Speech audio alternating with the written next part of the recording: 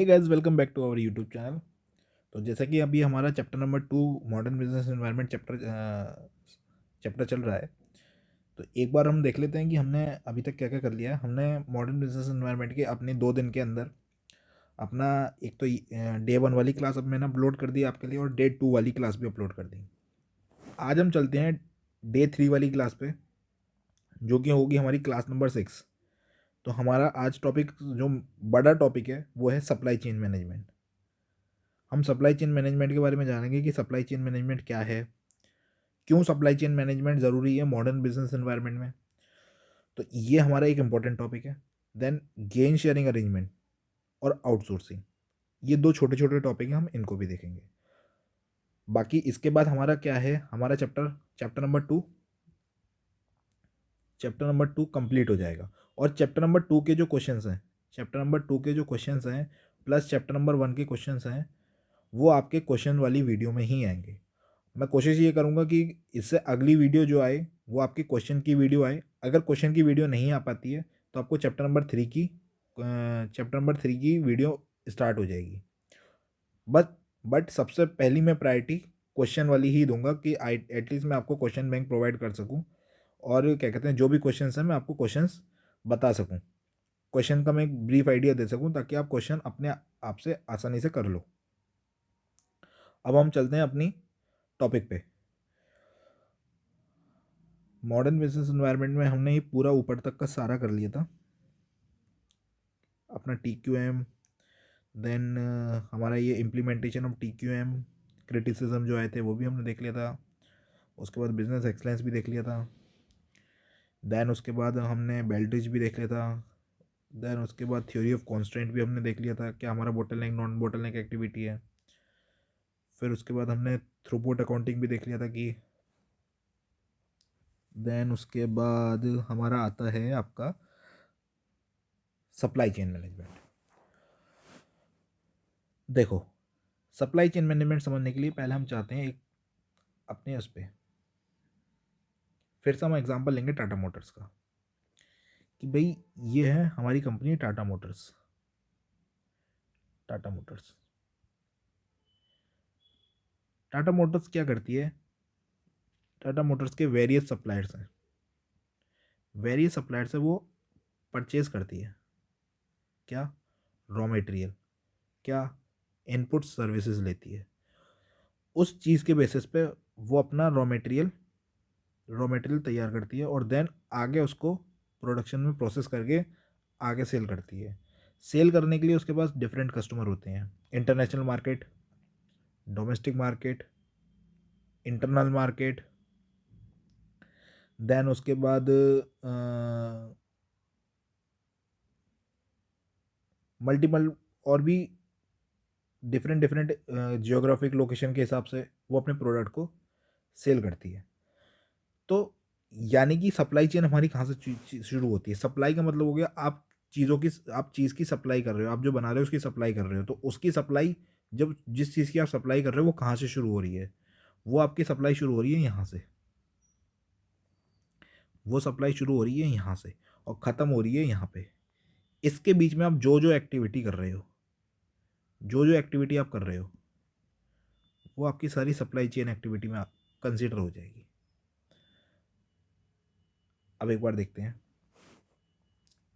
Supply chain क्या है। Supply chain management क्या है?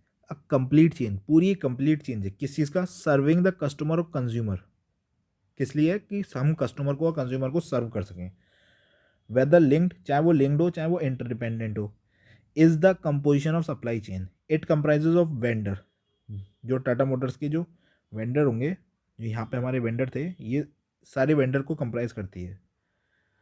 Vendor that supply raw material, producers वो convert the material into product, ये जो प्रोड्यूसर है यहाँ पे जो कन्वर्ट करते हैं प्रोडक्ट को। वेयर हाउस डेट स्टोर, फिर उसके बाद वेयर हाउसिंग करते हैं। Distribution centre that deliver to the retailer, and retailer वो sell the product to the ultimate user. Tata Motors भी क्या करती होगी?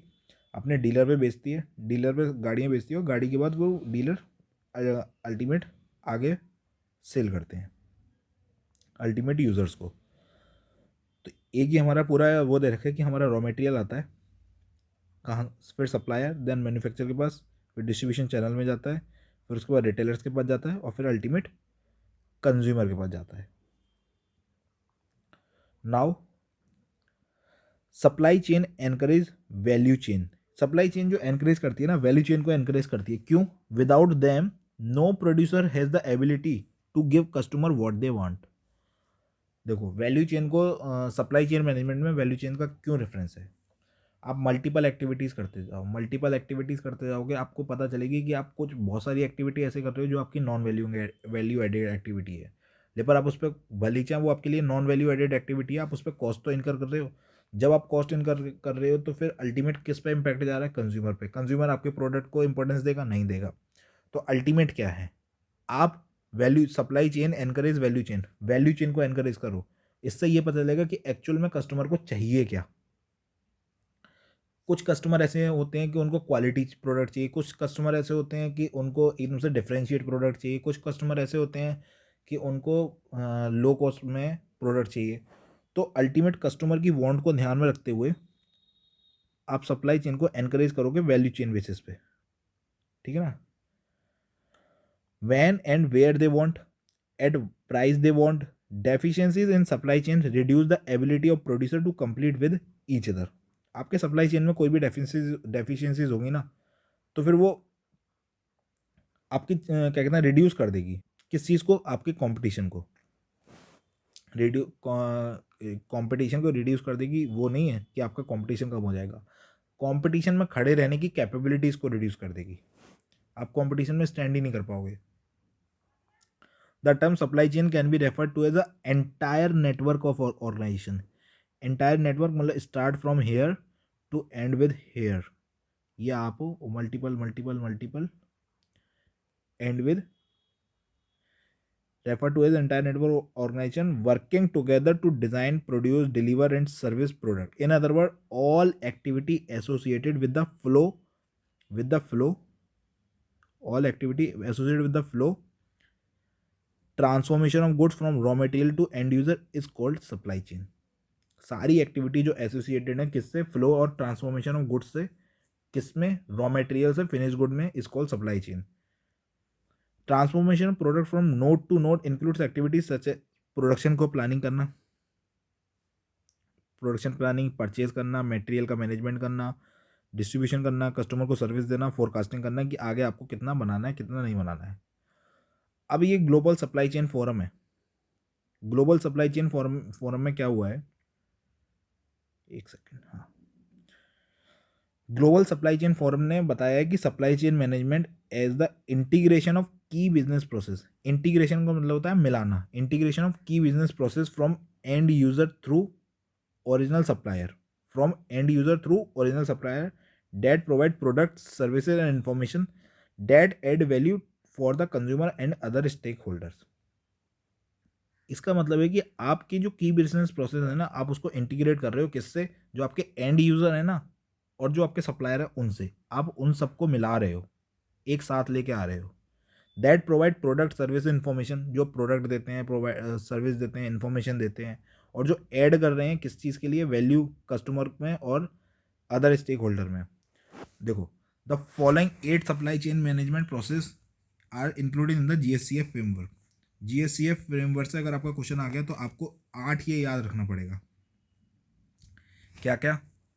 कस्टमर का रिलेशनशिप मैनेजमेंट, कस्टमर से आपका कैसा रिलेशन है, कस्टमर से कैसा रिलेशन है वो सप्लाई चेन मैनेजमेंट पे भी इम्पैक्ट करेगा। अगर आपका कस्टमर के संग अच्छा रिलेशनशिप मैनेजमेंट है तो आपका कस्टमर खुश होगा, आप उसको फर्दर आगे भी सप्लाई कर पाओगे। तो इट मीन्स कस्टमर से आपको रिलेशनशिप बना के रखना पड़ेगा। Customer relationship management to manage and analyse customer interaction and data throughout the life cycle with the main motive of improving business relation. आप उससे बना के रखोगे तो वो आगे आपके पास आएगा। सब सेम ऐसे ही सप्लायर का रिलेशनशिप मैनेजमेंट, आपने आगे तो बना लिया कस्टमर के संग, पीछे भी बनाओ सप्लायर के संग। Provide the structure for how relationship with supplier are developed and maintain, कि भाई टाइम पर रॉ मटेरियल मिलेगा, एक्यूरेट क्वालिटी का मिलेगा, एक्यूरेट क्वांटिटी में मिलेगा, कम रेट पे मिलेगा। जब आप सप्लायर से बना के रखोगे तभी मिलेगा।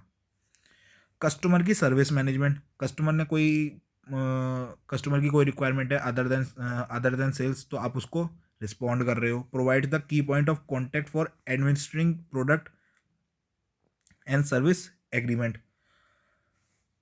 कस्टमर को आप सर्विस दे रहे हो। फिर उसके बाद demand management, provide the structure for optimising the customer की requirement with supply chain capabilities, कि मार्केट में क्या डिमांड है आप उसको भी ध्यान दे रहे हो। तो सप्लाई चेन मैनेजमेंट में जीएससीएफ फ्रेमवर्क के अकॉर्डिंग क्या क्या है कि आप कस्टमर से बना के रखो, सप्लायर से बना के रखो, कस्टमर को अच्छी सर्विस दो, कस्टमर की डिमांड का ध्यान रखो, उसका ऑर्डर फुलफिलमेंट करो, includes all activity necessary to define customer की requirement, design logistic network and fill customer order. Manufacturing flow management, आपका जो मैन्युफैक्चरिंग फ्लो मैनेजमेंट है उसमें क्या होगा कि include all activity necessary to move product through the plant, necessary activity, all activity necessary, यानी कि बात कहाँ पे आ गई, जो नेसेसरी है सिर्फ वही करनी है। इट मीन्स जो वैल्यू एडेड है वही, नॉन वैल्यू एडिड नहीं। To move product through the plants and to obtain implement and manage manufacturing flexibility in the supply chain management. Product का डेवलपमेंट और उसका commercialisation, product provide the structure for developing and bringing to the market new product jointly with customer and supplier. Then return का management, return management, अगर customer आपको कुछ return करता है तो आप उसका भी मैनेजमेंट करो। Includes all activity related to return, reverse logistic, gatekeeping and avoidance. तो इसमें क्या है, जीएससीएफ फ्रेमवर्क ने बताया कि सप्लाई चेन मैनेजमेंट कैसे हो सकता है कि आप इंटीग्रेट कर दो किस चीज़ को, सप्लायर एंड से लेके कस्टमर एंड तक की जितनी भी एक्टिविटीज़ आप कर रहे हो सबको इंटीग्रेट कर दो। उसमें आप क्या क्या देखोगे कि आप कस्टमर से रिलेशनशिप बनाओ, कस्टमर को अच्छी सर्विस दो, कस्टमर की डिमांड को पूरी करो, उसके ऑर्डर को फुलफिलमेंट करो, उसको क्या कहते हैं, अगर वो सामान वापस कर रहा है तो उसको भी ध्यान में रखो। तो यानी कि चार तो हो गया हमारे राइट हैंड एंड पे, ये हमारा मैन्युफैक्चरिंग एंटिटी है, ये पीछे हमारा लेफ्ट में हो गया कि सप्लायर से बातें चल रही हैं, ये आगे हमारा राइट में कि हमारी कस्टमर से चल रही है, ठीक है ना। तो हमारा राइट हैंड पे कौन कौन से हो गए, एक तो कस्टमर से रिलेशनशिप, देन कस्टमर की सर्विस मैनेजमेंट, देन डिमांड की मैनेजमेंट, देन उसके बाद उसका रिटर्न मैनेजमेंट, यानी कि 8 में से 4 तो ये हो गए कस्टमर एंड पे, customer relationship management, customer service management, demand management और रिटर्न मैनेजमेंट। और 4 नहीं है और भी हैं, 5वां ऑर्डर फुलफिलमेंट, 5, मतलब पूरे 8 में से 5 तो कस्टमर एंड पे हो गए। अल्टीमेट हमने किसको ज़्यादा इंपॉर्टेंस दी, कस्टमर को। हम काम किसके लिए कर रहे हैं, कस्टमर के लिए। हम किसकी नीड को पूरा करना चाह रहे हैं, कस्टमर को। किस लिए, क्योंकि हमको ग्रो करना है, अपना मार्केट में शेयर बढ़ाना है, हमें मार्केट में कंपटीशन में लड़ना है। मॉडर्न बिजनेस एनवायरनमेंट का मतलब यही है कि आप आज के एनवायरनमेंट में कैसे करके सस्टेन करते हो फॉर फ्यूचर। तो आप कैसे करोगे, कस्टमर एंड पे ग्लोबल सप्लाई चेन फोरम में customer relationship management, customer service management, demand management, order fulfilment and return management. बाकी कौन कौन सा आ गया, एक आ गया आपका सप्लायर का, सप्लायर के संग रिलेशनशिप मैनेजमेंट, ये हो गया सप्लायर एंड पे। और 2 हो गए आपके अंदर की बातें, आप मैन्युफैक्चरिंग का फ्लो कैसे चला रहे हो उसको भी तो ध्यान में रखना पड़ेगा ना, वो भी तो सप्लाई चेन की एक्टिविटी है। All activity starting from the supplier end to customer till the product reach to the customer. तो ये आपका अंदर की बातें हो गई। मैन्युफैक्चरिंग का फ्लो मैनेजमेंट की आपकी मैन्युफैक्चरिंग का फ्लो कैसा है, आपका प्रोडक्ट डेवलपमेंट कमर्शलाइजेशन किस स्टेज पे, provide the structure for developing and bringing market new product jointly with customer and supplier. तो ये आपके अंदर की बातें हैं। तो 5 हो गई कस्टमर एंड पे, 1 हो गई सप्लायर एंड पे और 2 हो गई इंटरनल पे। अब हमने बात करी थी कि पुश मॉडल और पुल मॉडल, हमने कल वाली क्लास में छोटा सा एक आइडिया दिया कि सप्लाई चेन मैनेजमेंट, जो सप्लाई चेन जो चलती है ना, 2 मॉडल पे चलती है, कि एक तो पुश मॉडल पे और एक चलती है पुल मॉडल पे। पुश मॉडल क्या होता है कि आप यहाँ हो और आप क्या कर रहे हो, पुश कर रहे हो, आप पुश कर रहे हो। क्यों पुश कर रहे हो, कि भाई आप बना रहे हो और आगे बेचते जा रहे हो। दूसरा मॉडल आता है आपका पुल मॉडल, कि भाई आप वही बनाओगे जो यहाँ पे बोला गया है, कस्टमर ने बोला है कि आपको ये बनाना है, इतनी क्वांटिटी में बनाना है, तो आप उसी हिसाब से काम कर रहे हो, फिर वो कस्टमर पर जा रहा है। तो पुश मॉडल में क्या है, supplier give their product during the traditional chain suppliers were one end, supplier give their product, supplier अपना प्रोडक्ट दे देता है टू मैन्युफैक्चर को और डिस्ट्रीब्यूटर को, वो further send it to retailer, वो आगे रिटेलर को बेच देते हैं। ऑल दो customer are the source of the profit, जबकि कस्टमर ही हमारा सोर्स ऑफ प्रॉफिट है। They are at end of the chain in the push model, customer हमारा एंड पे है पुश मॉडल में। तो पुश मॉडल कैसे क्या है कि सप्लायर क्या है, सप्लायर फोरकास्ट करता है कि भाई मार्केट में इतने प्रोडक्ट हमारे बिक जाएंगे, फिर वो उतना मैन्युफैक्चर को देता है, production based on forecast. Manufacture उसके बेसिस पे क्या कहते हैं, फोरकास्ट के बेसिस पे प्रोडक्शन कर देता है। वो जो प्रोडक्शन हो गया वो इन्वेंट्री चली जाती है डिस्ट्रीब्यूटर को, डिस्ट्रीब्यूटर आगे बेच देता है रिटेलर को, और फिर जब रिटेलर के पास पहुंच जाता है तो purchase what is available, customer को वही खरीदना पड़ता है जो मार्केट में अवेलेबल है। लेकिन पर पुश मॉडल में क्या है, पुश मॉडल में है कि stock are produce on the basis of anticipated demand, जो डिमांड होगी मार्केट में उसके अकॉर्डिंग प्रोडक्ट बनेगा। Demand forecasting can be done via variety of sophisticated technique may be from operation research area और data mining. Demand कैसे पता कर सकते हो, या तो आप ऑपरेशन रिसर्च कर सकते हो या डेटा माइनिंग कर सकते हो। आपको याद रखना है कि डिमांड कैसे कर सकते हो, डिमांड को कैसे आइडेंटिफाई कर सकते हो, या तो ऑपरेशंस को ऑपरेशन रिसर्च कर सकते हो या फिर डेटा माइनिंग कर सकते हो। तो यहाँ से क्या चलता है, यहाँ पे उल्टा चलता है, कस्टमर देता है ऑर्डर, ठीक है ना। जब ऑर्डर देता है तो उस ऑर्डर की क्या होती है, सप्लाई, सप्लायर क्या देता है, उस सप्लायर क्या देता है, उस ऑर्डर का जो जो रिक्वायरमेंट है उसको देता है, किसको, मैन्युफैक्चर को। मैन्युफैक्चर क्या करता है, उसको प्रोड्यूस करता है। फिर जो मैन्युफैक्चर ने प्रोड्यूस करा है वो ऑटोमेटिकली रेप्लेनिश वेयर हाउस, ठीक है ना, डिस्ट्रीब्यूटर के पास जाता है।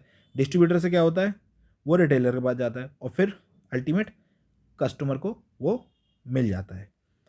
तो दो मॉडल हमने देखे, पुश मॉडल और पुल मॉडल। पुश मॉडल वो है कि जो हम सोच रहे हैं, हम एंटिसिपेट कर रहे हैं कि मार्केट में इतनी डिमांड है, उसके अकॉर्डिंग चल रहा है। और पुल मॉडल में क्या है कि जो हमने मार्केट से डिमांड उठाई उसके अकॉर्डिंग हम बना रहे हैं। Under pull model stock are produce in response to the actual demand. Pull model में क्या है कि हम ना क्या कहते हैं, जो मार्केट की एक्चुअल डिमांड है उसको रिस्पॉन्ड कर रहे हैं, ना कि जो हम फोरकास्ट कर रहे हैं उसको। जो मार्केट की एक्चुअल डिमांड है हम उसको रिस्पॉन्ड कर रहे हैं। This new business model is less product centric and more directly focus on individual consumer. ये प्रोडक्ट सेंट्रिक नहीं रहा कि भाई यहाँ पे क्या है कि अगर लेट सपोज अगर हम एग्जांपल ले लें कि किसका एग्जांपल लें, हाँ एग्जांपल हम लेते हैं कि जैसे कि अभी रिसेंटली ओमिक्रॉन वेरिएंट चल रहा है। ओमिक्रॉन कहाँ कहाँ पे चल रहा है, दिल्ली में चल रहा है ज़्यादा, आपका मुंबई में चल रहा है, आपका कोलकाता में चल रहा है। तो यहाँ पे दिल्ली गवर्नमेंट ने क्या करा, दिल्ली गवर्नमेंट ने करा कि दिल्ली गवर्नमेंट ने सन फार्मा को इंटीमेट करा कि आप ना ओमिक्रॉन के लिए 50,000 डोजेज एक्स्ट्रा बनाइए, ओमिक्रॉन के लिए 50,000 डोजेज एक्स्ट्रा बनाइए। तो सन फार्मा यहाँ पे बैठा है, सन फार्मा क्या करेगा, वो उसके अकॉर्डिंग एक्चुअल डिमांड के अकॉर्डिंग अपना प्रोडक्शन आगे आगे बढ़ाएगा और यहाँ तक दिल्ली गवर्नमेंट को पहुँचाएगा। लेकिन पर सेंट्रल गवर्नमेंट ने क्या करा, सेंट्रल गवर्नमेंट ने कहा कि सन फार्मा को बोला कि आप ना अपने अकॉर्डिंग बनाओ, आप एनालाइज करो कि कितनी डोजेस चाहिए हो सकती हैं। तो सन फार्मा ने क्या करा यहाँ पे, और उसने फोरकास्ट करा, और फोरकास्ट करने के बाद पता चला कि यहाँ पे चाहिए हमको 2 लाख। तो उसने 2 लाख के अकॉर्डिंग पहुँचा दी आगे तक, रिटेलर तक, जो केमिस्ट वाली शॉप है वहाँ तक वो पहुँच गया। पहुँचने के बाद अब जितने कस्टमर हैं, चाहे वो 2 लाख कस्टमर है तो 2 लाख बिक जाएगी, 1,50,000 कस्टमर है तो 1,50,000 बिक जाएगी, 50,000 स्पेयर पड़ी रहेगी। 2,50,000 कस्टमर है तो 50,000 डिमांड बढ़ जाएगी। तो कस्टमर वही परचेज करता है जो अवेलेबल है, जैसा अवेलेबल है, जितना अवेलेबल है वो उतना ही परचेज करता है। तो ये पुल मॉडल और पुश मॉडल में ये अंतर होता है। Electronic connection are use in pull model. Pull model में ना इलेक्ट्रॉनिक कनेक्शन यूज होता है। कैसे कि भाई आप ना सामने वाले कस्टमर की नीड को पता कर रहे हो। पुश मॉडल में क्या, आप तो अपने दिमाग में सोच लिया कितनी डिमांड होगी हम बना देते हैं। पुल मॉडल में क्या है, आप कस्टमर से रिक्वायरमेंट ले रहे हो, कस्टमर से डेटा ले रहे हो to bring out the needs of the customer. Electronic supply chain connectivity gives end customer the opportunity to give direction to the supplier. Electronic supply chain में क्या है कि कस्टमर को अपॉर्चुनिटी है कि वो सप्लायर को डायरेक्शन दे सकता है। For example about the precise specification of the product they want. यहाँ पे दिल्ली गवर्नमेंट क्या करे, दिल्ली गवर्नमेंट ये बोल दे कि आप ना वाइट कलर की बना रहे हो, आप ना वाइट कलर की मत बनाओ, आप एक काम करो, आप उसको कर दो ऑरेंज कलर की बना दो, ऑरेंज कलर की बना दो। यानी कि वो डायरेक्ट डायरेक्ट डायरेक्ट क्या कर सकते हैं, डायरेक्ट इंटीमेट कर सकते हैं सप्लायर को कि आप इस स्पेसिफिकेशन की बनाओ। ये भी बोल रहे हैं ना, for example about the precise specification of product they want. Ultimately customer have a direct voice in the functioning of the supply chain. Customer की अपनी आवाज़ होती है पुल मॉडल में। Supply chain created through e commerce bring benefit to both consume customer and manufacture. E commerce के चलते ना supply chain में बेनिफिट आया, किसके किसके लिए, कस्टमर के लिए भी और मैन्युफैक्चर के लिए। Thus facilitating the companies to fulfil the customer needs, carry fewer inventories and send product to the market more quickly. अब ई कॉमर्स के चलते क्या है, पहले क्या होता था कि एक एक्स बंदा है, वो जाके ऑर्डर दे रहा है, देन ऑर्डर प्रोसेस हो रहा है, फिर ऑर्डर आ रहा है, तब कोई आगे प्रोडक्शन चालू हो रहा है, फिर मार्केट में जा रहा है, देन उसके बाद कस्टमर खरीदने आया, कस्टमर को प्रोडक्ट दिए, कस्टमर वापस गया। ई कॉमर्स से क्या है, कस्टमर यहाँ बैठा है, बनाने वाला यहाँ बैठा है, बेचने वाला रॉ मटेरियल वाला यहाँ बैठा है।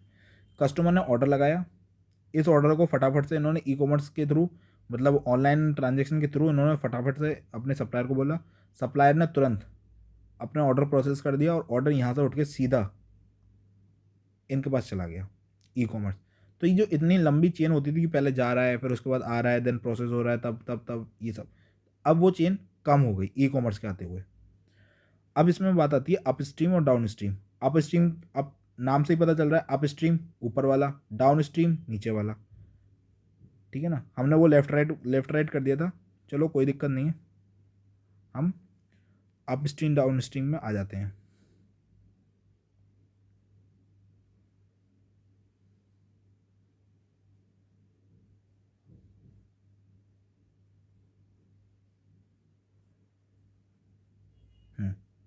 ये सप्लायर है, ये अप स्ट्रीम, ये सप्लायर है, wait,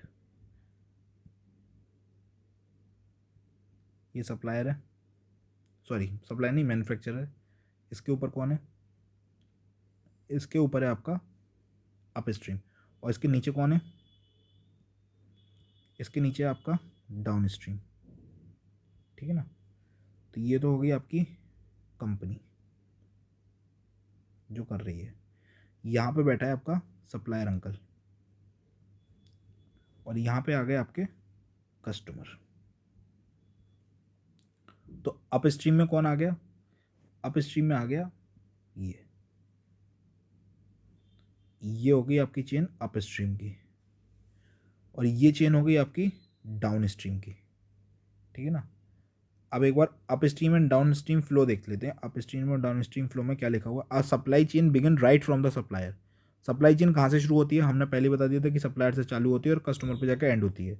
begin from the supplier and finally ends on the customer और consumer. In the total chain there are flow of material, material flow होता है, इन्फॉर्मेशन फ्लो होती है, कैपिटल होता है, फाइनेंस होता है। When the flow relates to the supplier, जब वो सप्लायर से रिलेट करे, जो फ्लो सप्लायर से रिलेटेड, जो फ्लो सप्लायर से रिलेट करे वो हमारा अप स्ट्रीम में आ गया, और जो कस्टमर से करे वो हमारा डाउन स्ट्रीम में आ गया। When the flow relate to the supplier, it terms and upstream flow. If the flow is with consumer customer, it name as downstream flow. Management of upstream flow, management कैसा होगा upstream का, तभी हो पाएगा जब आपका रिलेशनशिप विद सप्लायर अच्छा होगा और आप यूज़ ऑफ इंफॉर्मेशन टेक्नोलॉजी करोगे। देखो हम पहले क्या करते थे, ट्रेडिशनल वाले में बहुत सारी नॉन वैल्यू एडेड एक्टिविटी करते थे, पर अब हमको करना है उसको एलिमिनेट। जब हम उसको एलिमिनेट करेंगे तभी तो हम अच्छी क्वालिटी का प्रोडक्ट कम रेट पे बना पाएंगे। तो आप कैसे करना बना पाओगे, आप रिलेशनशिप विद सप्लायर मेंटेन करोगे कि भाई आप बल्क क्वांटिटी में परचेज कर रहे हो तो आपको डिस्काउंट मिल रहा है, टाइम पे प्रोडक्ट मिल रहा है, राइट क्वालिटी का मिल रहा है। आप इंफॉर्मेशन टेक्नोलॉजी का यूज़ कर रहे हो, ई सोर्स कर रहे हो, ई परचेज कर रहे हो, ई पेमेंट कर रहे हो, तो आप अपस्ट्रीम सप्लाई चेन इस तरीके से मैनेज कर रहे हो। Relationship with supplier, supplier relationship management is undergoing a major transition in today's global economy. There are so many factors to consider when choosing and managing a supplier. आप multiple factor को ध्यान में रखते हो जब आप सप्लायर को choose करते हो आज के टाइम में। Supplier capabilities of innovation, supplier कितना इनोवेशन को यूज़ कर रहा है, क्या क्वालिटी है, क्या रिलायबिलिटी है, क्या कॉस्ट प्राइस है, reduction and ability to reduce risk factor, all have witnessed significant changes when aligned with a key supplier. Greater value can be achieved for both businesses, something that would be difficult to achieve if operating independently. Something that would be difficult to achieve if operating independently का मतलब आपका यही हो गया कि आप अकेले in isolation में काम करोगे तो आप कुछ भी नहीं कर पाओगे। मान के चलो टाटा मोटर्स सोचे कि टाटा मोटर्स फोम बनाने लगे, जो सीट की फोम आती है, तो वो क्या वो उस क्वालिटी की बना पाएगी? नहीं। क्या उसके पास एक्सपीरियंस है? नहीं। इमीडिएट बना सकती है? नहीं। क्या कॉस्ट लगेगी? उसने कुछ एनालाइज नहीं करा। तो इट मीन्स क्या है, something that would be difficult to achieve if operating independently. आप सब कुछ एक अकेले ही नहीं कर सकते, आपको सप्लायर की भी ज़रूरत पड़ेगी। सप्लायर की स्ट्रेटजी क्या है? सप्लायर क्या स्ट्रेटजी लगा रहा है?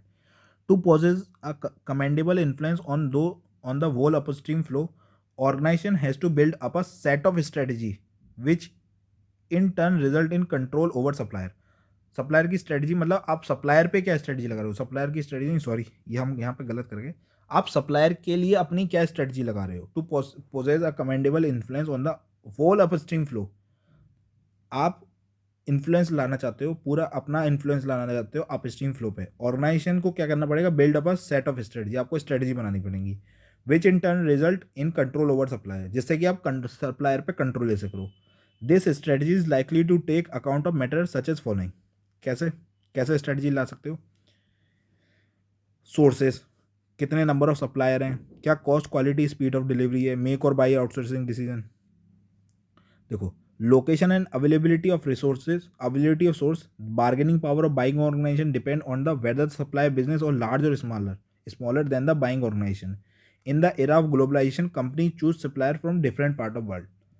जब देखो नंबर ऑफ सोर्सेज ज़्यादा होंगे ना, तो सप्लायर भी डरेगा कि भाई अगर मैंने इस कस्टमर को लूज़ कर दिया तो दूसरे के पास चला जाएगा। और स्पेशली तब जब ग्लोबलाइजेशन का ज़माना हो कि भाई हमारे यहाँ से नहीं लेगा तो शायद बाहर से ले आएगा, ठीक है ना। और इससे भी डिपेंड करता है कि भाई छोटा मोटा दुकानदार बहुत बड़े वाले से लेने जा रहा है तो उसको भाव नहीं देगा, वहाँ पे कौन टेक ओवर कर जाएगा? सप्लायर टेक ओवर कर जाएगा। लेकिन पर जो बहुत बड़ी ऑर्गेनाइजेशन अगर छोटी ऑर्गेनाइजेशन लेने जा रही है तो वो उसको इंपॉर्टेंस देगी, उसको बिठाएगी, उसको चाय पिलाएगी, तब उसको माल बेचेगी। तो यानी कि सोर्सेज से भी डिपेंड करता है कि आपके सोर्सेज क्या हैं। आप सप्लायर पे स्ट्रेटजी लगा रहे हो तो आप ये तो ध्यान में रखो कि सप्लायर के सोर्सेज क्या क्या हैं, आप कहाँ कहाँ से ले सकते हो। फिर आप ये जानो कि भाई आपके नंबर ऑफ सप्लायर कितने हैं। In the event the buying company wants to avail use discount, bulk purchase from a single supplier is advisable. However, if requirement is to avoid the risk of failed deliveries, organization may prefer several or multiple supplier. जब आप bulk quantity में purchase करते हो तो आपको discounts मिलते हैं। जब आपको डिस्काउंट्स मिलते हैं तो आप क्या करते हो? सॉरी, जब आप बल्क क्वांटिटी में परचेज करते हो तो आपको डिस्काउंट्स मिलते हैं। लेकिन पर however if requirement is to avoid the risk of fail delivery, कभी कभी क्या होता है कि वो सप्लायर आपको डिलीवर नहीं कर पाए टाइम पे, तो आपके पास अल्टरनेट सप्लायर होना चाहिए। तो नंबर ऑफ सप्लायर भी आपके पास, ये भी स्ट्रेटजी आप लगाओ कि आपके पास नंबर ऑफ सप्लायर्स भी तैयार हों। एक तो ये तो पता कर लो कि सोर्सेज कौन कौन से हैं, फिर उसके बाद नंबर ऑफ सप्लायर, फिर cost, quality and speed of delivery. भाई क्या कॉस्ट पे दे रहा है, किस क्वालिटी का दे रहा है, कितनी देर में दे रहा है, ये भी आप फैक्टर ध्यान में रख लो। और आप एक और ध्यान में रख लो कि आप जो प्रोडक्ट आप सप्लायर से ले रहे हो क्या आप उसको बना सकते हो, क्या आपको बनाना है, या फिर आप बाई करोगे, या फिर आप पूरी ही यूनिट को जो आप बना रहे हो, आप लेट सपोज अगर आप पीछे से कोई भी ले रहे हो तो आप पहले ये एनालाइज करो कि आपको बाई करना सस्ता पड़ रहा है या बनाना सस्ता पड़ रहा है, या फिर पूरी ही चीज़ को आउटसोर्स कर दिया और यहाँ से परचेज करके फिर कस्टमर को दिया। ये चीज़ सस्ती पड़ रही है, तो आप ये भी डिसाइड करोगे अप स्ट्रीम में, क्योंकि ये बातें कहाँ से हो रही हैं, यहाँ से पहले पहले की सारी। Depending upon the application of various strategic cost management technique decision on to produce और टू आउटसोर्स। तो हमने ये देख लिया कि रिलेशनशिप विद सप्लायर कैसे मेंटेन होगा, कि भाई सप्लायर पे आप स्ट्रेटजी लगाओगे, आपको किसी से रिश्ता बना के रखना है, तो आप रिश्ता दो ही तरीके से बना के रख सकते हो, या तो दिल से या दिमाग से। और बिजनेस में दिल से काम होता नहीं है, दिमाग से काम होता है। तो आप जब दिमाग से काम करोगे तो आप सप्लायर के लिए स्ट्रेटजी बनाओगे कि मैं सप्लायर पे कैसे टेक ओवर कर लूँ। तो आप क्या क्या देखोगे, पहले ये तो देखो कि कितने सप्लायर हैं, कि आप कहाँ कहाँ से माल ले सकते हो, कहाँ कहाँ से आप रॉ मटेरियल ले सकते हो। फिर ये देखो मार्केट में कितने कितने सप्लायर हैं, कि भाई एक ने देने से मना कर दिया, ये एक टाइम पे नहीं दे पाए तो दूसरे से ले लें इमीडिएटली। क्या कॉस्ट है, क्वालिटी है, क्या स्पीड ऑफ डिलीवरी है, आप बनाओगे या फिर खरीदोगे या फिर पूरी ही यूनिट को उठा के आउटसोर्स कर दोगे। तो ये भी डिसीजन है। नाउ दूसरा आता है हमारा यूज़ ऑफ इंफॉर्मेशन टेक्नोलॉजी। आप रिलेशनशिप विद सप्लायर कैसे बना सकते हो, इंफॉर्मेशन टेक्नोलॉजी को यूज़ करके। The main activity of upstream supply chain management are procurement and logistic.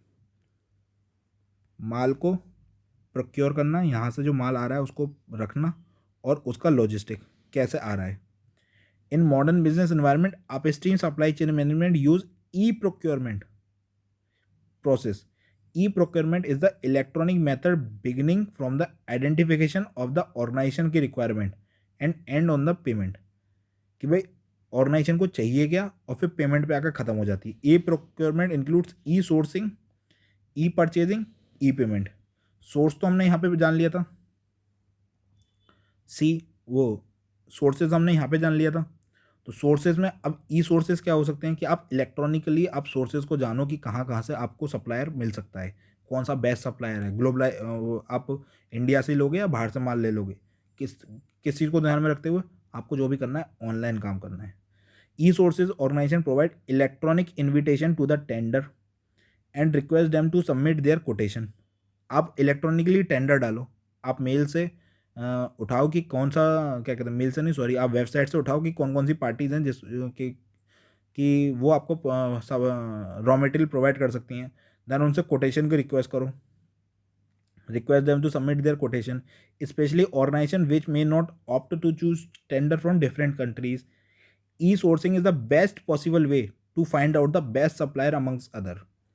क्यों, क्योंकि अभी आप क्या है, लेट सपोज अगर आप मैनुअली कर रहे हो तो आप लिमिटेड तक ही जा सकते हो, कि भाई आप अगर गुजरात में हो तो आप गुजरात के नियर बाई से ही चले जाओगे, ज़्यादा से ज़्यादा आप कहाँ चले जाओगे, महाराष्ट्र में चले जाओगे, मैक्स टू मैक्स राजस्थान में चले जाओगे। बट आपको पता नहीं पड़ेगा कि आपका कोई ऐसा सप्लायर है जो चेन्नई में भी बैठा हुआ है और वो इनसे इनसे इनसे भी सस्ता दे रहा है, अच्छी क्वालिटी में दे रहा है, प्लस पहुंचा के भी दे रहा है। ई सोर्सिंग से क्या है, ई सोर्सिंग से क्या है, आप ना बहुत ही बड़ी मार्केट को एक्सेस कर रहे हो। तो ई सोर्सिंग का एक ये फ़ायदा है।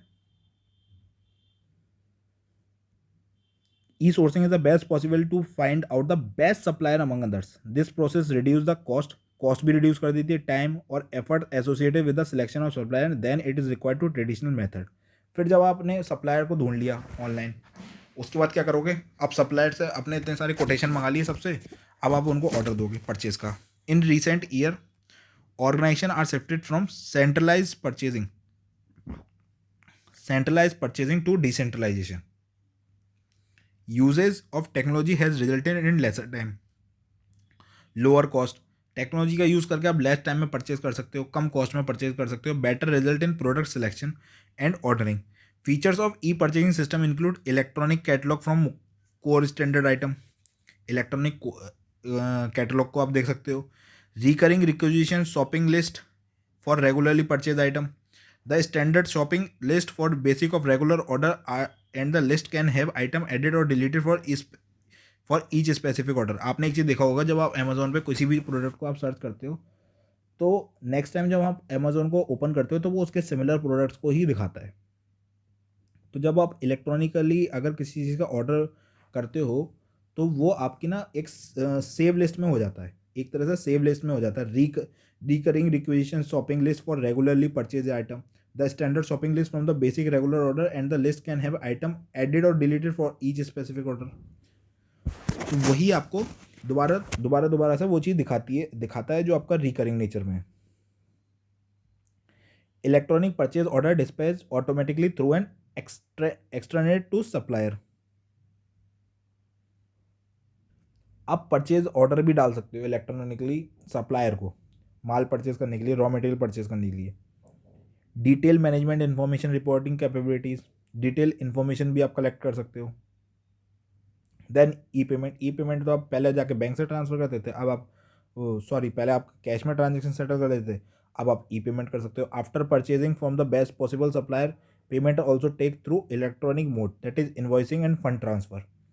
E-payment result in faster payment with zero error with expected in manual form.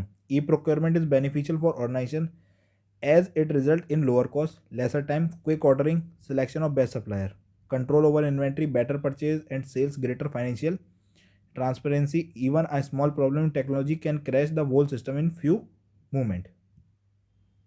तो यानी कि ई प्रोक्योरमेंट के आने से ये इन चीज़ों में बेनिफिट हुआ है कि आप लोअर कॉस्ट में कर सकते हो, कम टाइम में मंगा सकते हो, क्विकली आप ऑर्डर दे सकते हो, बेस्ट सप्लायर को आप सिलेक्ट कर सकते हो, इन्वेंट्री पे आपका कंट्रोल रहेगा, बेटरली आप परचेज कर लोगे, सेल भी अच्छे से कर लोगे, ग्रेटर फाइनेंशियल ट्रांसपेरेंसी होगी।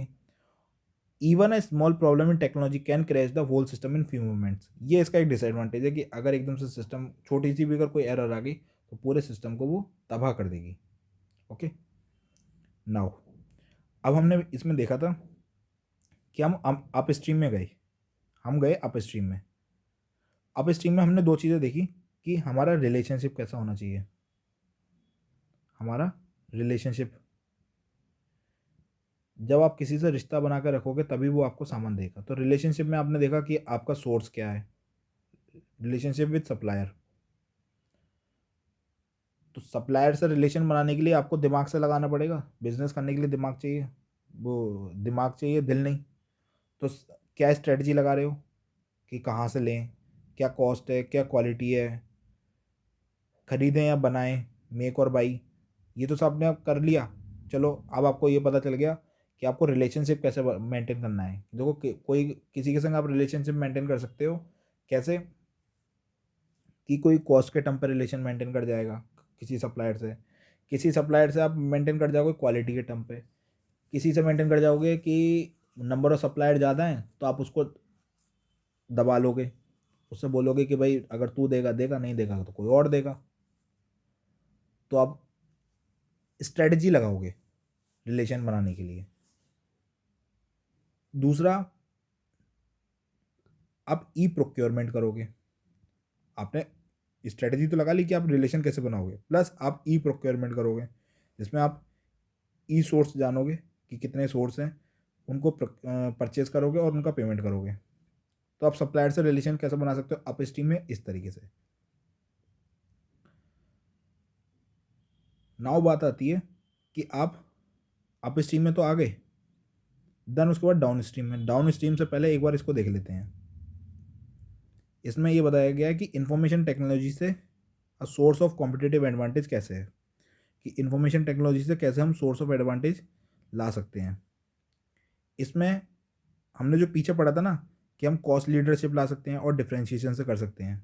लो कॉस्ट लीडरशिप और differentiate, low cost leadership strategy और डिफरेंशिएशन स्ट्रेटजी। एक फोकस स्ट्रेटजी और होती है, वहाँ पे नहीं दिया हुआ है, ये फोकस स्ट्रेटजी है जो हमने चैप्टर नंबर 1 में पढ़ा था ना कि 2 type of strategy, superior performance and competitive advantage. उसमें हमारा दो थे ना कि कॉस्ट लीडरशिप और डिफरेंशिएशन। एक फोकस और होती है। फोकस में कौन सा होता है कि आप ना बिल्कुल एक पर्टिकुलर सेगमेंट पे ही आप फोकस कर रहे हो, specifically bye market segmentation.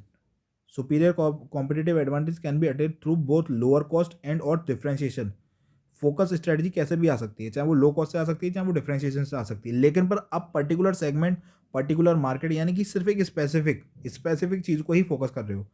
The opportunity of, ये तो फिर उस ऊपर जो स्टडी केस स्टडी दे रखी है उसका बना रखा है। Opportunity of ISIT include providing access to customer information trend and competitive to gain competitive thrust and exclude competitors.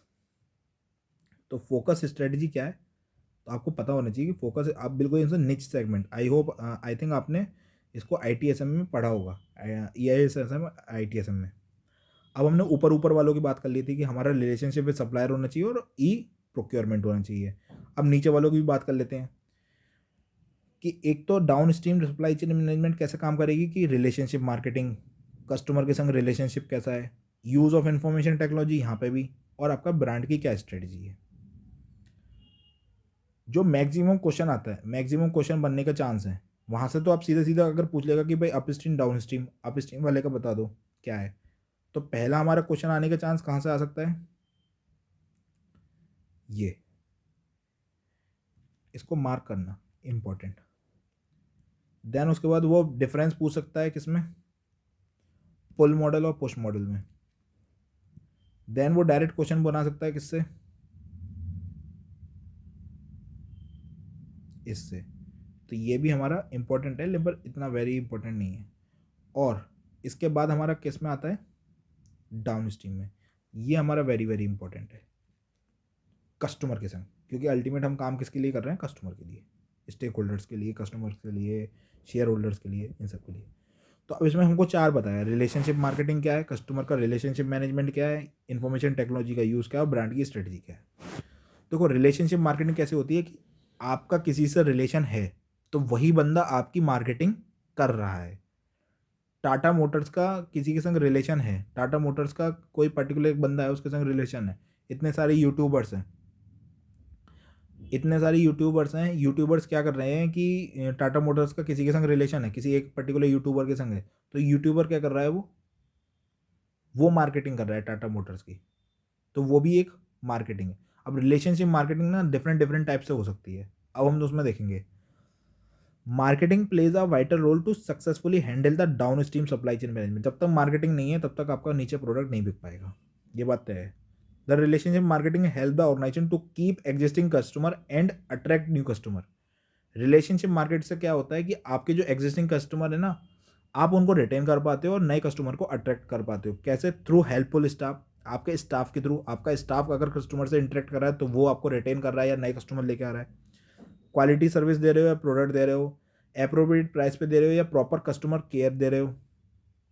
इस तरीके की आप रिलेशनशिप मेंटेन करके आप अपने कस्टमर को रिटेन कर सकते हो और कस्टमर बेस को बढ़ा सकते हैं। यानी कि जिसमें इंटरेक्शन है किसी भी चीज़ से हो सकता है, चाहे वो पर्सन टू पर्सन इंटरेक्शन हो, चाहे वो प्रोडक्ट टू पर्सन इंटरेक्शन हो, प्रोडक्ट टू पर्सन नहीं, प्रोडक्ट टू कस्टमर।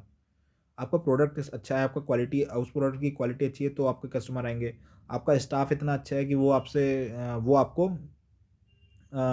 वो आपके कस्टमर को अच्छे से ट्रीट कर रहा है तो कस्टमर दोबारा आएगा, नए कस्टमर लेके आएगा। आपके प्राइसेस अच्छे हैं, आप कस्टमर को केयर अच्छी कर रहे हो। तो इसमें ना 6 मार्केट मॉडल दिए हुए हैं कि 6 तरीके से आप रिलेशनशिप मार्केटिंग कर सकते हो। वेयर ऑर्गेनाइजेशन में consider directing the marketing activity. पहले तो इंटरनल मार्केट, दूसरा रेफरल मार्केट, तीसरा इन्फ्लुएंस मार्केट, फिर रिक्रूटमेंट मार्केट, फिर उसके बाद सप्लायर का मार्केट, देन उसके बाद कस्टमर का मार्केट। ये ग्राफ दे रखा है, ठीक है ना। अब एक एक करके पढ़ते हैं। इंटरनल मार्केट जो अपने अंदर अंदर की बातें हो गई, अंदर का देखो, आपके प्रोडक्ट को ज़रूरी नहीं है बाहर वाला ही खरीदे, अंदर वाला भी खरीद सकता है। तो आपका इंटरनल मार्केट भी बना के अच्छा रखना पड़ेगा कि भाई कल को आपका सामान अंदर वाला खरीद ले। Internal transfer, internal market are the crucial requirement for the success of relationship marketing. Crucial requirement for the success of relationship market. Internal market include internal department और स्टाफ, अपना इंटरनल डिपार्टमेंट और अपना ही staff have the ability to determine customer oriented corporate culture. Staff के पास ability है किस चीज़ की, कि वो डिटरमाइन कर सकता है कस्टमर ओरिएंटेड कॉर्पोरेट कल्चर। पूरी ऑर्गेनाइजेशन को उठाने के लिए और गिराने के लिए सिर्फ स्टाफ ही काफ़ी होता है। अगर स्टाफ अच्छे से काम करेगा तो आपका कस्टमर हमेशा खुश रहेगा। तो यानी कि स्टाफ के पास एबिलिटी है कि वो कस्टमर ओरिएंटेड कॉर्पोरेट कल्चर बना देगा। दूसरा रेफरल मार्केट, कि आपके प्रोडक्ट को कोई रेफर कर रहा है या आपकी कंपनी को कोई रेफर कर रहा है। Referral market include 2 main category. Existing customer, जो आपके एग्जिस्टिंग कस्टमर हैं वो रिकमेंड कर रहे हैं, they are supply to others. और referral source such as consultancy firm that may refer to a law firm. Referral sources मैंने बताया था यूट्यूबर, तो वो भी रेफर कर रहे हैं। इन्फ्लुएंस मार्केट, आपका प्रोडक्ट ही इतना अच्छा है कि सामने वाला बंदा खुद ही इन्फ्लुएंस हो रहा है। Influence market represent entities and individuals which have the ability to influence the marketing environment of a firm may include financial analysts, shareholder, business press, government and consumer groups. A good relationship needs to develop by the firm with critical source of influencer relevant to their market. Sorry, ये वो influence वाली market वाली बात जो है वो product के influence की नहीं है। ये बात है कि कुछ एंटिटीज़ होती हैं, कुछ फाइनेंशियल एनालिस्ट होते हैं, शेयर होल्डर्स होते हैं, तो आपकी परफॉर्मेंस इतनी अच्छी है, आप क्या कहते हैं, आपकी परफॉर्मेंस इतनी अच्छी है कि वो एंटिटीज़ आपको खुद ही इन्फ्लुएंस कर रही हैं। जैसे कि share holder, business press, government, business press होती हैं, जैसे कि बिजनेस प्रेस जो आपकी वो होती है ना, मीटिंग्स वगैरह जो होती हैं, प्रेस कॉन्फ्रेंस वगैरह होती हैं, उसमें उसके चलते आपकी जो इमेज है वो इन्फ्लुएंस हो रही है। यानी कि पूरा पूरा जो आपके ऊपर डिपेंडेंट, आप नहीं कर रहे हो, लेकिन बट दूसरा बंदा, दूसरी ऑर्गेनाइजेशन या दूसरा कोई अदर अदर वो कर रहा है, जैसे शेयर होल्डर कर रहे हैं, या फिर कोई फाइनेंशियल एनालिस्ट कर रहा है, या फिर बिजनेस प्रेस कर रही है, या फिर गवर्नमेंट कर रही है, या कंज्यूमर को कोई ग्रुप कर रहा है, कंज्यूमर का ग्रुप कर रहा है, तो वो इन्फ्लुएंस कर रहा है। वो आपकी इन्फ्लुएंस मार्केट हो गई। फिर रिक्रूटमेंट मार्केट हो गई कि जो आपकी रिक्रूटिंग एजेंसीज होती हैं ना, उनसे आपका रिलेशनशिप बना के रखना, ताकि वो टाइम पे आपको ह्यूमन रिसोर्स होते हैं वो आपको प्रोवाइड कर सकें। Recruitment market are the focal point for relationship marketing. Firm have to manage its relationship with recruitment markets such as commercial recruitment agencies, universities, and institute in order to have access to potential employees who possess the required skill for the job position. Supplier का market. Supplier refer to traditional supplier as well as organization with which the firm has the some form of strategic alliance to gain benefits such as better quality, faster reach to market, original and creative product and lower level of inventory. Supplier market आपका वही हो गया कि जिससे supplier के संग आपका कुछ स्ट्रेटजिक अलायंस है। अलायंस बोले तो आपका कोई स्ट्रेटजिक समझौता है जिससे कि आपको दोनों को बेनिफिट होता है। To gain benefits such as better quality, आपको बेटर क्वालिटी मिल रही है, जल्दी से आपको सामान मिल रहा है, ओरिजिनल प्रोडक्ट मिल रहा है, क्रिएटिव प्रोडक्ट मिल रहा है, लोअर लेवल ऑफ इन्वेंट्री आप मेंटेन कर पा रहे हो क्योंकि सप्लायर आपको टाइम पे दे पा रहा है आपको रॉ मटेरियल। उसके बाद कस्टमर का market. Customer market represent all existing and prospective customer as well as intermediaries. They can be either consumer or intermediaries. In today's environment, the way firm provide service affected the market help in gaining customer. इसमें क्या है, relationship market में ये है कि relationship market आपकी हर तरीके की रिलेशनशिप को कवर करता है। आपका कस्टमर कब खुश होगा? जब आपका इंटरनल मार्केट में आप अच्छे होंगे, आप अपने ही उसमें, आपका कस्टमर तो इंटरनल मार्केट भी हो सकता है ना। इंटरनल मार्केट बोले तो आपका इंटरनल डिपार्टमेंट और स्टाफ, उसके संग आपका रिलेशनशिप अच्छा है।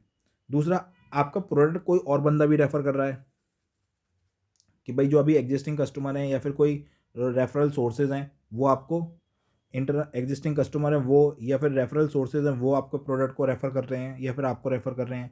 इन्फ्लुएंस मार्केट कि भाई कोई अदर एंटिटी इन्फ्लुएंस करा रही है, जैसे गवर्नमेंट हो गई या प्रेस कॉन्फ्रेंस हो गई या फिर फाइनेंशियल एनालिस्ट हो गए, ये लोग बता रहे हैं कि पर्टिकुलर इस कंपनी ने ये चीज़ अचीव करी, किस लिए अचीव करी, क्योंकि उन्होंने ये पॉलिसी अडॉप्ट करी, तो आपकी जो मार्केट शेयर है वो इन्फ्लुएंस हो रही है। रिक्रूटमेंट मार्केट, आप राइट टैलेंट को, जो रिक्वायर्ड स्किल है उस बंदे को ले पा रहे हो, किस वजह से? क्योंकि आपका रिलेशनशिप है रिक्रूटमेंट एजेंसीज के साथ, यूनिवर्सिटीज़ के साथ, इंस्टीट्यूट के साथ। सप्लायर के संग आपका रिलेशनशिप है स्ट्रेटजिक अलायंस, किस लिए? कि आप वो बेटर क्वालिटी का सामान दे रहा है, faster reach to market, creative product दे रहा है, ओरिजिनल दे रहा है, लोअर लेवल ऑफ इन्वेंट्री दे रहा है। कस्टमर के साथ आपका है कि वो आपका एग्जिस्टिंग कस्टमर है, आपको प्रोस्पेक्टिव कस्टमर है, एज वेल एज इंटरमीडिएटरीज। तो यानी कि ये पूरा 6 टाइप का वो है, 6 है रिलेशनशिप मार्केट में। आपका कंज्यूमर का market, referral market, supplier market, internal market, recruitment market, influence market. The sixth market model suggests that a firm must regulate its action toward developing appropriate relationship with each of the market area, as the management of the relationship in each of the six market is critical for the attainment of customer retention objective. हर काम किस लिए हो रहा है? कि customer को हम retain कर पाएँ।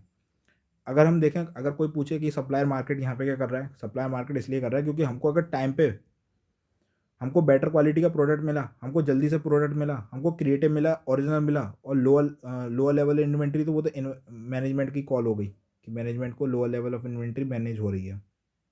बेटर क्वालिटी का मिला, फास्टर, जल्दी से मिल गया, ओरिजिनल मिल गया, क्रिएटिव प्रोडक्ट मिल गया, तो हमारा कस्टमर खुश होगा। रिक्रूटमेंट मार्केट का यहाँ पे क्या काम, रिक्रूटमेंट मार्केट का भी काम है। क्यों? अगर हमको रिक्वायर्ड स्किल का बंदा मिल गया तो वो हमारी ऑर्गेनाइजेशन को अपलिफ्ट करेगा, हमारा प्रोडक्ट जो है उसमें कुछ इन्हांस करेगा, वैल्यू ऐड करेगा, तो हमारा कस्टमर खुश होगा। इन्फ्लुएंस मार्केट से क्या है कि अगर किसी भी बिजनेस प्रेस ने अगर हमारे बारे में अच्छा अगर छाप दिया, या फिर अच्छा बता दिया कहीं पे हमको, हमारा मतलब टीवी चैनल वगैरह पे या फिर न्यूज़ चैनल में कुछ भी हमारे बारे में अच्छा कर दिया, तो हमारा कस्टमर इन्फ्लुएंस होगा। जैसे कि अभी रिसेंटली क्या हुआ था कि नेस्ले पे एक बात चली थी कि उसकी मैगी सेफ़ नहीं है, तो कस्टमर के माइंड में क्या गया कि मैगी सेफ़ नहीं है, तो इससे इम्पैक्ट किस पे आया? नेस्ले पे। अगर वही चीज़ ये हो जाती कि मैगी मैगी बेस्ट है, तो अभी हम कस्टमर के माइंड पे क्या जाता कि मैगी हम और खा सकते हैं, और अच्छी अच्छी क्वांटिटी में परचेस कर सकते हैं, या फिर मैगी को हम अपना की प्रोडक्ट मान सकते हैं, क्या कहते हैं, की परचेजिंग प्रोडक्ट मान सकते हैं कि हम बार बार इसको और ज़्यादा खरीदें। तो नेस्ले पर इस पर पॉजिटिव इम्पैक्ट आता है, लेकिन इस पर नेस्ले का नेगेटिव इम्पैक्ट आया। तो अल्टीमेट इन्फ्लुएंस भी हमारा हो सकता है। रेफरल मार्केट से कि हमारा कोई हमको रेफर कर रहा है तो भी हमारा कस्टमर इन्फ्लुएंस हो रहा है। इंटरनल मार्केट से इंटरनल डिपार्टमेंट तो हमारा कस्टमर बन ही गया, और स्टाफ भी हमारा कस्टमर बन गया, तो वो भी हमारा कस्टमर है। तो हर एंगल से देखें कि हमारा कस्टमर रिलेशनशिप मैनेजमेंट ही बढ़िया हो रहा है अगर ये सारे मार्केट हमारे अच्छे हो रहे हैं। कस्टमर का मार्केट, हमारे अभी के कस्टमर और आने वाले कस्टमर दोनों खुश हैं, ठीक है ना। तो अब Gordon Gordon state that there are 6 dimension that illustrate how relationship market differ from the historical definition. Relationship market कैसे डिफर होती है हिस्टोरिकल डेफिनेशन से? कैसे? Relationship market create new value for customer, customer में न्यू वैल्यू ऐड करना चाहती है, customer के लिए new value for customer. Recognize the key role, relationship market recognise the key role that customer have both as purchaser and defining the value they wish to receive. वो दोनों role को recognize the key role that customer have the both as purchaser, वो purchaser भी customer को देख रही है, and in defining the value they wish to achieve, वो डिफाइन भी कर रहे हैं कि उनको आगे क्या चाहिए। Relationship market business are visualize to design and align process, वो विजुलाइज कर पा रहे हैं उससे कहते हैं रिलेशनशिप मार्केट से कि उनका visualise to design and align process. Continuous cooperative effort है between buyer and seller. Relationship market recognise the value of customer purchasing lifetime, कि कस्टमर पूरे लाइफ टाइम क्या वैल्यू परचेज, किस value of customer purchase lifetime. कुछ हमारे customer जो हमारे हमसे लाइफ टाइम अपना सामान परचेज कर रहे हैं, तो उनकी वैल्यू रिलेशनशिप मार्केट निकाल पाती है। Relationship marketing even search for the chain of relationship that can be drawn with the organisation, customer want and value are created between the organization and its main stakeholder, including supplier, distribution channel, intermediaries, and shareholders. The growing interest in relationship market suggests a shift in the nature of marketplace transaction from discrete to relational exchange, from exchange between parties with no past history and no future to interaction between parties with a history and plans for future interaction. इसका कोई ऐसा relevance नहीं है, पर ये point की जो keywords है ना, न्यू वैल्यू फॉर कस्टमर है बोथ सब purchaser and defining the value they wish to achieve, visualise to design and align process, continuous cooperating effort, value of customer purchase lifetime, chain of relationship that can be drawn with the organisation, customer want and value created between organisation, customer wants और value are created between organisation and its main stakeholders. तो ये आपको notebook में जो जो underline करा हुआ है वो जरूर लिखना है, ठीक है ना। अब हमने ये देख लिया कि रिलेशनशिप मार्केट से हम down stream supply chain management में रिलेशनशिप मार्केट से कस्टमर पे क्या इम्पैक्ट आएगा, कस्टमर से हमारा रिलेशनशिप कैसे करके अच्छा होगा रिलेशनशिप मार्केट से। नाउ कस्टमर से रिलेशनशिप मैनेजमेंट कैसे अच्छा होगा, ये तो हमारी मार्केट है कि अगर हम इन मार्केट, अगर ये हमारी मार्केट्स अच्छी हो जाए तो हमारा कस्टमर से हमारी डाउन स्ट्रीम अच्छी हो जाएगी, हमारी इमेज अच्छी हो जाए, हमारा इंटरनल सबसे अच्छा बना रहे, हमारे सप्लायर हमको टाइम पे सामान दें, हमारा कोई हमको इन्फ्लुएंस कर दें हमारा हमारा प्रोडक्ट या फिर हमारी ऑर्गेनाइजेशन को। नाउ अब इसके बाद क्या है, आपको कस्टमर को भी तो एनालाइज करना पड़ेगा ना। ऐसा ही नहीं है ना कि सिर्फ उनसे ही काम हो जाएगा, आपको कस्टमर को भी एनालाइज करना पड़ेगा। तो कस्टमर का रिलेशनशिप मैनेजमेंट आपका कैसा है? जैसे उधर सप्लायर का रिलेशनशिप मैनेजमेंट देखा था, यहाँ पे कस्टमर का रिलेशनशिप मैनेजमेंट देखेंगे। To manage and analyse customer interaction, customer से आपका इंटरेक्शन और and data throughout the life cycle with the main motive of improving business relationship relations the strategy and technology used in a customer relationship management. Relation include relation with customer, assisting in customer retention and driving sales growth. Relation सिर्फ यही नहीं है कि customer आ रहा है आप उसको सामान अच्छे से दे रहे हो, आप इसके साथ साथ क्या हो, कस्टमर को असिस्ट कर रहे हो, उसको रिटेन कर रहे हो और अपनी सेल्स को ग्रोथ कर रहे हो उसी कस्टमर से। Customer under different channel are compiled through CRM, customer relationship management. The staff dealing with customer get a detailed information about customer की पर्सनल इन्फॉर्मेशन। जो स्टाफ उसको डील कर रहा है उसको पता होता है कि कस्टमर की क्या पर्सनल इन्फॉर्मेशन है, उसकी परचेज हिस्ट्री क्या है, उसकी बाइंग प्रेफरेंसेस क्या है, कंसर्न क्या है। आप भी जब किसी के सामान को परचेज करने जाते हो किसी एक पर्टिकुलर दुकान पे जिस पे आप बार बार सामान लेने जा रहे हो, तो वहाँ के स्टाफ भी आपको पहचान जाता है और बोलता है अच्छा आप दोबारा से ये सामान लेने आए हो, अच्छा आपकी बार बार बाइंग प्रेफरेंसेस क्या है, आपने लास्ट 5 बार आए हो तो आपने 5 बार आके क्या क्या परचेज करा है।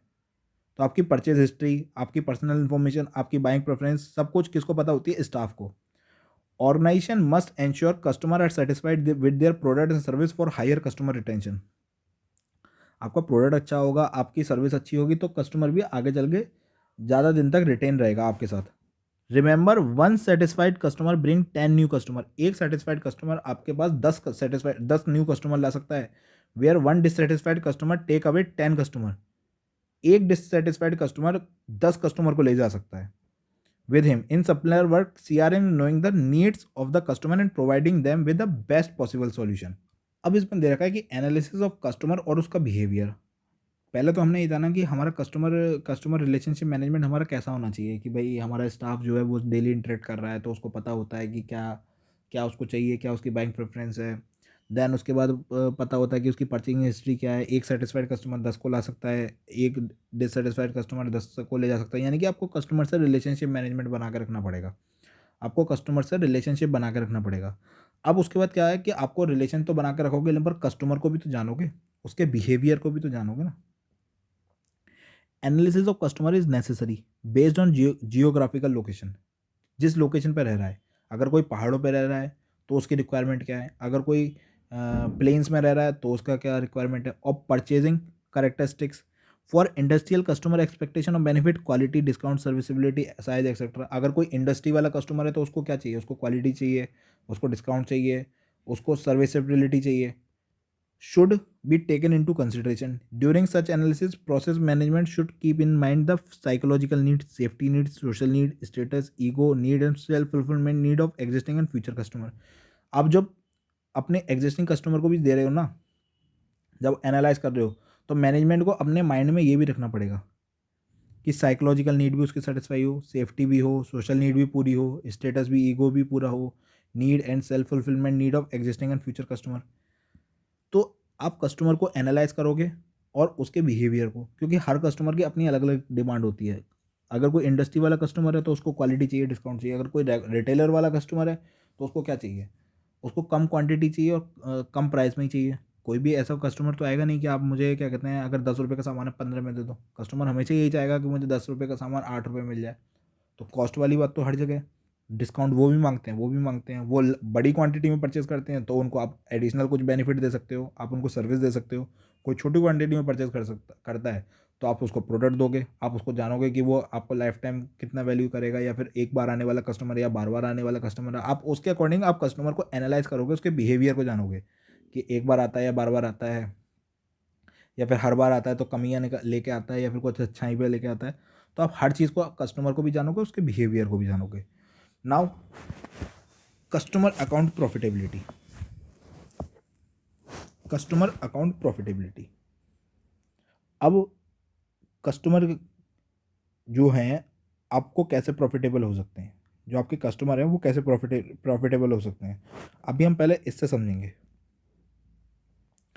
Analyse customer base split into the segment. आप पहले कस्टमर के बेस को जान लो और उसको सेगमेंट में डिवाइड कर दो।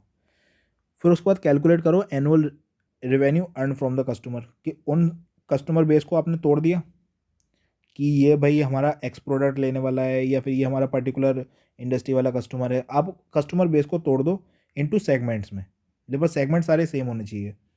कि लेट सपोज अगर कोई एल्ट्रोज कार को परचेज कर रहा है तो टाटा मोटर्स एल्ट्रोज कार के कस्टमर को वो कैसे सेगमेंट में करेगी कि भाई यूपी में कितने हैं, एमपी में कितने हैं, या फिर उत्तराखंड में कितने हैं, पंजाब में कितने हैं, तो सेगमेंट में तोड़ दो।